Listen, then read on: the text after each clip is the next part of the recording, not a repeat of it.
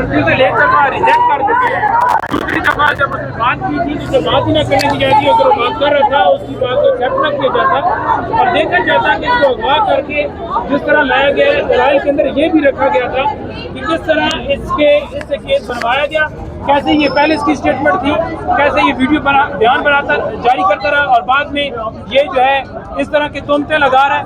तो ये चीज़ें सारी अदालत में पता थी, उसके बावजूद मौका दिया कि हम बिल्कुल पुरअमन रहे। इस वजह से रहे क्योंकि हम नहीं चाहते थे कि केस जो है किसी छोड़ शराबी की वजह से मुलतवी हो। वो गालियाँ निकाल रहा था, बकवास कर रहा था, हमने तो मजाजी का मुजाहरा किया और हम चाहते थे कि आज फैसला हो जाए, लेकिन डिले करने का उनका बहाना था, वो उसमें कामयाब हो गया। जज साहब ने बगैर किसी जवाब के कहा कि मैं केस नहीं सुना। अदालत की जानिब से कहा 10 मिनट का टाइम दिया गया था, लेकिन तकरीबन खावर मानिका ने 1 घंटे के करीब उन्होंने दलाइल दिए। क्या दलाइल थे और उसमें क्या इश्तियाल अंगेजी दिलाई गई थी? देखिए, वो जो घंटा था वो घंटा सिर्फ और सिर्फ एक जो है वो जज को करने के लिए, उसके ऊपर प्रेशर डालने के लिए किया गया। अदरवाइज अगर देखा जाए तो उस केस के अंदर कोई ऐसा था नहीं जिसकी वजह से जो है उसको मजीद सुना जाता, क्योंकि लीगल आर्गूमेंट सारे मुकम्मल हो चुके थे।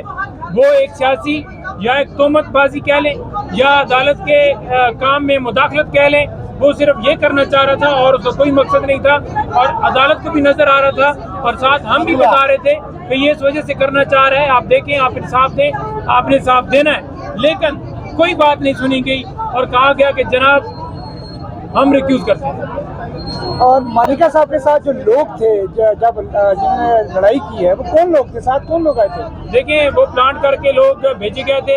उनका मकसद ये था कि सिर्फ और सिर्फ अदालत के अंदर शोर मचाएं और उन्होंने पूरी कोशिश की, वो शो करवा रहे थे कि जैसे पीटीआई के लोग यहाँ शोर मचा रहे हैं। हमने अपने तमाम खवातीन और वकला और सबको कहा कि आपने पुरअमन रहना है और जज साहब को बताया कि ये शोर जो मचा रहे हैं ये उनके लोग हैं, ये हमारे लोग नहीं हैं।